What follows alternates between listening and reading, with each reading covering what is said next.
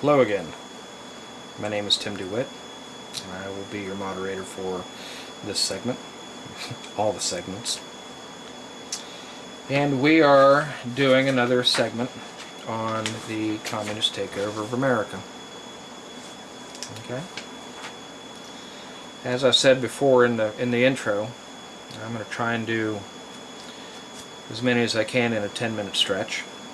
And without further ado, I'll go ahead and get started.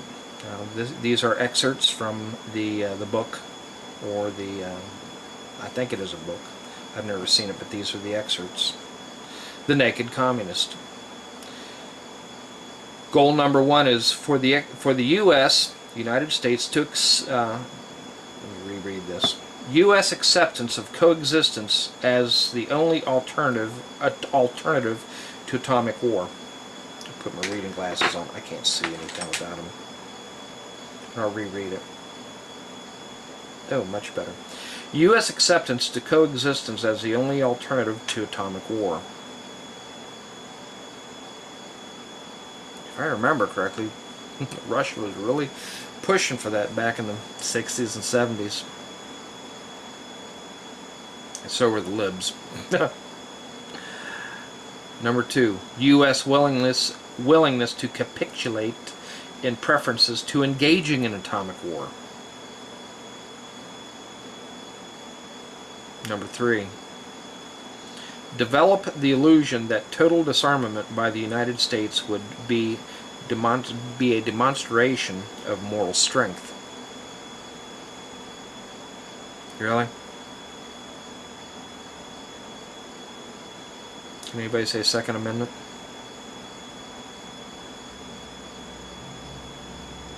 Number four, permit free trade between all nations regardless of communist affiliation and regardless of whether or not items could be used for war. I can't really find a link for that, but I'm pretty sure there's one there someplace. And number five, extension of long-term loans to Russia in the Soviet satellites. I don't know why that would be a goal. I'm pretty sure there's a reason there somewhere. Yeah, I'm not seeing it. Number six, provide American aid to all nations regardless of communist domination. I don't have a problem with the United States giving aid. But what I do have a problem with is the United States giving aid to our enemies. Ones that would do us harm, kill our people, undermine the American way, democracy, and capitalism.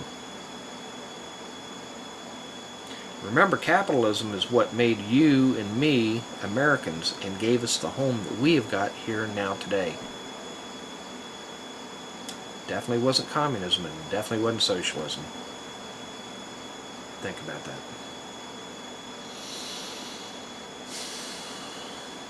7. Grant recognition of Red China, admission of Red China to the UN. Well, as of now, I believe China is a member of the UN and is on the Security Council.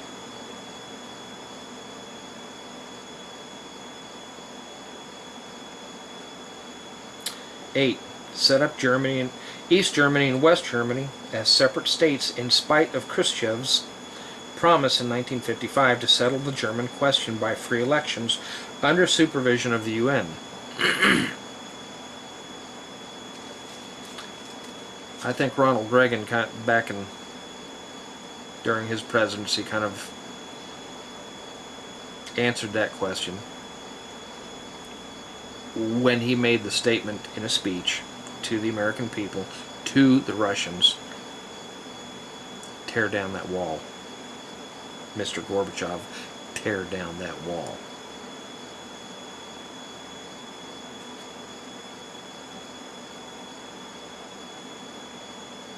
Number 9 is to prolong the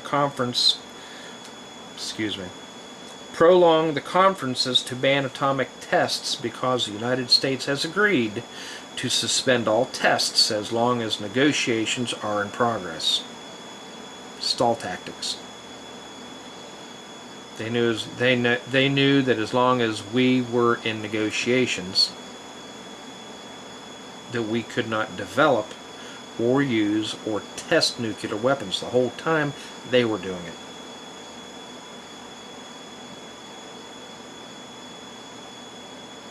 And number 10, allow all Soviet satellites individual representation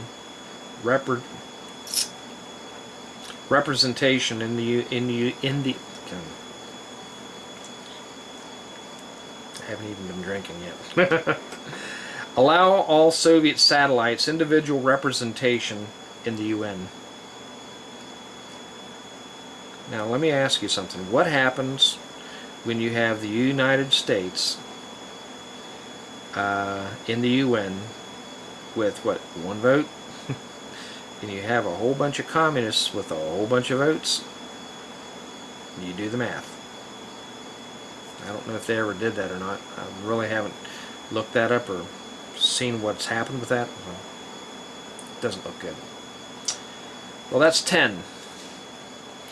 And on the next segment, I'll go up to 20. And you have the first 10. Again, you can find this document. It is downloadable in a PDF format. Renz.com. The Communist Takeover of America. 45 declared goals. Do yourself a favor. Download this. Print it. Read it. Look it over. I'm Tim DeWitt.